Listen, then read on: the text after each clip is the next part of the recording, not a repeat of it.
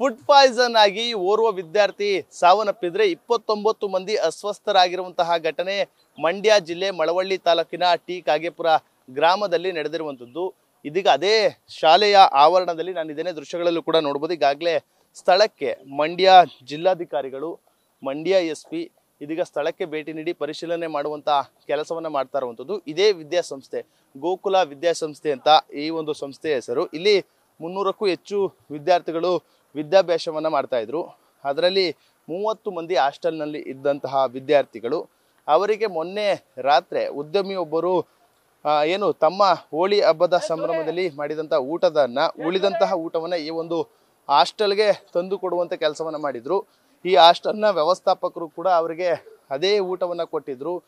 ಅದಾದ ಬಳಿಕ ಅವರ ಆರೋಗ್ಯದಲ್ಲಿ ಏರುಪೇರು ಕಂಡಿರುವಂಥದ್ದು. 30 ವಿದ್ಯಾರ್ಥಿಗಳು ಅಸ್ವಸ್ಥಗೊಂಡಿದ್ರು. ಆ ಪೈಕಿ ಓರ್ವ ವಿದ್ಯಾರ್ಥಿ ಈಗಾಗಲೇ ಸಾವನ್ನಪ್ಪಿರುವಂಥದ್ದು. ಆತ ಮೇಘಾಲಯ ಮೂಲದವನು, ಅಂದ್ರೆ ಹೊರ ರಾಜ್ಯದವರೇ ಹೆಚ್ಚಾಗಿ ಈ ಹಾಸ್ಟೆಲ್ನಲ್ಲಿ ಇದ್ರು.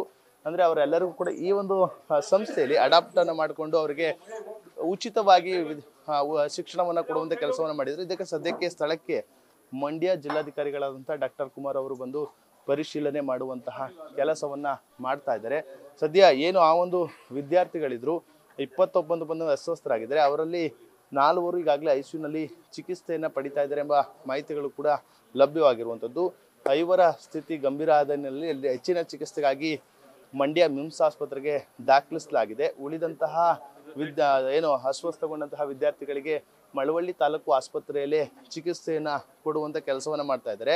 ಕೇವಲ ವಿದ್ಯಾರ್ಥಿಗಳು ಅಷ್ಟೇ ಅಲ್ಲ, ಆ ಒಂದು ಊಟವನ್ನ ವ್ಯವಸ್ಥೆಯನ್ನ ಮಾಡಿದಂತಹ ಉದ್ಯಮಿಗಳು, ಅವರಲ್ಲೂ ಕೂಡ ಉದ್ಯಮಿ ಮತ್ತು ಅವರ ಕುಟುಂಬ ಯಾರ್ಯಾರು ಊಟದಲ್ಲಿ ಭಾಗಿಯಾಗಿದ್ರು ಅವರೆಲ್ಲರಿಗೂ ಕೂಡ ಅಸ್ವಸ್ಥರಾಗಿದ್ದಾರೆ ಎಂಬ ಮಾಹಿತಿಗಳು ಕೂಡ ಲಭ್ಯವಾಗ್ತಾ ಇದೆ. ಅಂದ್ರೆ ಅವರು 40 ಮಂದಿ ವಿವಿಧ ಖಾಸಗಿ ಆಸ್ಪತ್ರೆಗಳಲ್ಲಿ ಚಿಕಿತ್ಸೆಯನ್ನು ಪಡಿತಾ ಇದ್ದಾರೆ. ಸದ್ಯಕ್ಕೆ ಈಗಾಗಲೇ ಜಿಲ್ಲಾಡಳಿತ, ಆರೋಗ್ಯ ಇಲಾಖೆ ಅಸ್ವಸ್ಥಗೊಂಡಂತಹ ವಿದ್ಯಾರ್ಥಿಗಳಿಗೆ ಚಿಕಿತ್ಸೆ ಕೊಡಿಸುವಂತ ಕೆಲಸವನ್ನ ಈಗಾಗಲೇ ಮಾಡ್ತಾ ಇರುವಂಥದ್ದು. ಹೆಚ್ಚಿನ ಚಿಕಿತ್ಸೆಗಾಗಿ ಏನಾದರೂ ಬೇರೆ ಆಸ್ಪತ್ರೆಗಳ ಅವಶ್ಯಕತೆ ಇದ್ರೆ ಅವರು ಅಲ್ಲಿಗೂ ಕೂಡ ರವಾನಿಸಿ ದಾಖಲಿಸಿ ಅವರಿಗೆ ಚಿಕಿತ್ಸೆ ಕೊಡುವಂತ ಕೆಲಸಕ್ಕೆ ಇದೀಗ ತಾಲೂಕು ಆಡಳಿತ ಮುಂದಾಗ್ತಾ ಇದೆ. ಅಂದ್ರೆ ಈ ನಿಟ್ಟಿನಲ್ಲಿ ಹಾಸ್ಟೆಲ್ಗೆ ಯಾವುದೇ ರೀತಿ ಅನುಮತಿ ಇದೆಯಾ ಇಲ್ವಾ ಎಂಬ ನಿಟ್ಟಿನಲ್ಲೂ ಕೂಡ ಇದೀಗ ಅಧಿಕಾರಿಗಳು ತನಿಖೆಯನ್ನ ಚುರುಕುಗೊಳಿಸಿದ್ದಾರೆ ಅಂತ ಹೇಳ್ಬೋದು. ಈ ಸಂಬಂಧ ಮಂಡ್ಯ ಜಿಲ್ಲೆಯ ಮಳವಳ್ಳಿ ಗ್ರಾಮಾಂತರ ಪೊಲೀಸ್ ಠಾಣೆಯಲ್ಲಿ ಪ್ರಕರಣ ದಾಖಲಾಗಿದ್ದು, ಪ್ರಕರಣ ದಾಖಲಿಸಿಕೊಂಡು ಇದೀಗ ತನಿಖೆಯನ್ನು ಕೂಡ ಮಾಡ್ತಾ ಇರುವಂಥದ್ದು. ಕ್ಯಾಮ್ರಾ ಪರ್ಸನ್ ಅರ್ಸಿ ಜೊತೆ ನಂದೀಶ್, ನ್ಯೂಸ್ ಫಸ್ಟ್ ಮಂಡ್ಯ.